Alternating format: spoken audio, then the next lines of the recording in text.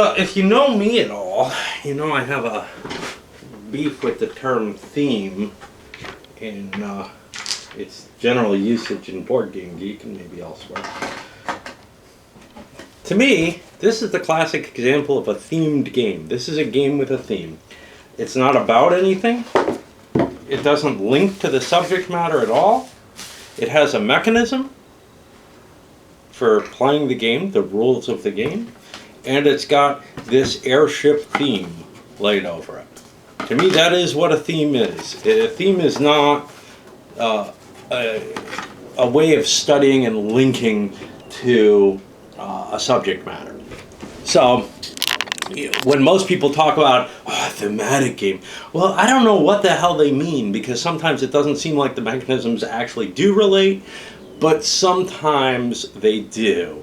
And I've clarified it. To me, a thematic game is a game where the subject matter, where there is a patina of some sort of appearance over, of some sort of story or whatever, some sort of subject covered by it, that it doesn't really pretend towards. It's just something to give you some flavor, some color. And then the mechanisms do not relate to that. And this is a perfect example of that. This is a game where you're doing a math game, rolling dice, that don't link to the actual, the actions that you're taking in the game don't link any better to airships than the actions in Yahtzee would. You could put little airships on all the little Yahtzee rows, and it would work the same way. This helps you, though, because here's what it does. It gives you a visualization of what some of the things kind of are. It helps you pick them out, just like the king on a regular card helps you pick it out and distinguish it from, say, the numerical cards or whatever. It does give you a certain degree of there are advantages to putting some sort of theme on top of a game, even if the game doesn't really require it in any sense of it's not really representing anything. So you're not going to be able to take any knowledge that you have of reality and apply it to the game to make any judgments. So for this mathematical exercise, you're essentially building up a production capacity that allows you to roll dice to produce better and better things. And you're making this little engine, and eventually at some point you take a shift and you say, I'm going for victory points. I understand there are a couple other games like this that use a very dice-heavy kind of system of being able to, attempt to purchase things. But this is the first one that I think I've seen. There are other dice-heavy Euros that I've seen, like Locomotive Works. But this is the first one where your capacity to build stuff is going to be expressed as a random probability, and your production is expressed in terms of number of dice that you can use to generate items. As that, it kind of dumbfounds me. I mean, I can't compare it against any of the others. What I can say is that this particular game is, seems pretty reasonable and tight at the 2-player level. At the 4-player level, it didn't work as well. I'm not going to say it totally didn't work. It's not broken in 4 or anything, but it just felt like your resources were too limited in the 4-player game. And I would guess the 3-player game is probably just fine. But the 4-player game is a little tighter. If you miss out and don't manage to get, and there's luck involved in this, some of the early picks towards your engine, you're going to be at a disadvantage for the entirety of the game. That doesn't mean you can't win. We saw a person who got hosed early on in my playthrough come within a die roll of winning. It was going to be a tough die roll, though. But anyway, obviously, it's possible to somewhat recover, but you'll never be in as good a shape, I think, as the other players will be. You're essentially doing math with probabilities, and that is all this game is. is you're doing an optimization problem where you're trying to figure out, first of all, you've got a few key points to decide. Where to branch away from building an engine and start building victory points.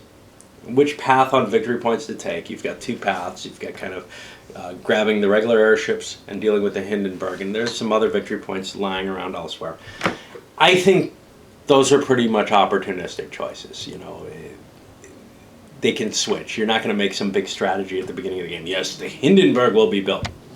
And then you've got once you kind of know where you want to diverge, you've got how to build the engine, what engine you want to build to get you to those victory points, i.e. what dice do you want at the late stage in the game.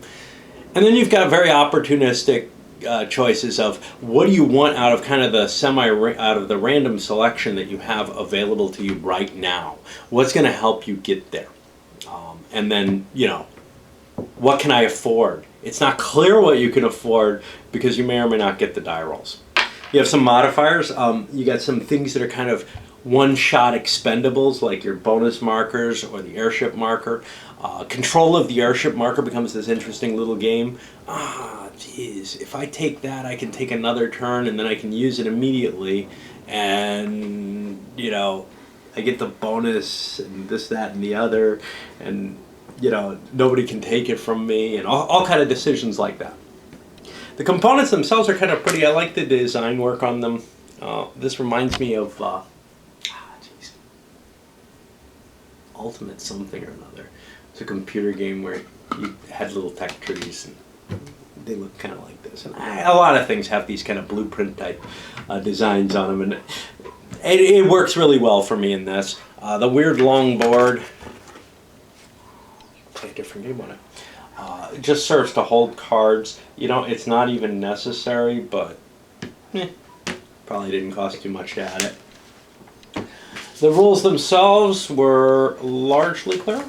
I don't think I had too many problems. Maybe a little too verbose and pointing some things out. There's almost no rules on here. You could put it probably on one of these cards. Damn near. Of course, I took a long time introducing it because that's how I am. I never am happy with fold-out rolls, but I'm sure they're cheaper to print that way. And as long as it's a tiny book, it's fine. The dice are special. Don't lose any of them. You'll regret that. And that's really about all I have to say. I mean, I enjoyed it. I'm left with kind of a, okay, when the hell would I actually want to play something like this? It's a filler almost. But it takes a little longer than some people's fillers would. You know, it's not just a hand of cards. It's about the equivalent to a decent-sized card game, a game of Oh Hell or Hearts or something, where, you know, you might be sitting around for 45 minutes, an hour playing it. Anything less than that, I would say, is almost not even a game, right? But so for me, this is definitely a filler type thing.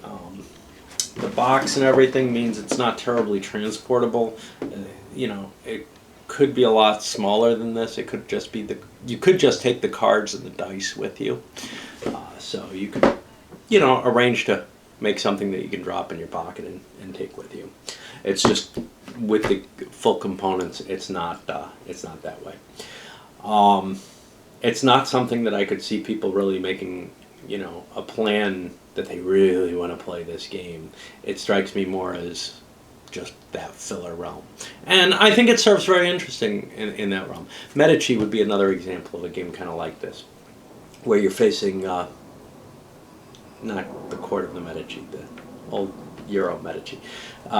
You know, we used to play that with just kind of a, oh yeah, what do we want to do? Okay, let's play a game of that, kind of refresh the palate for the next decent sized game.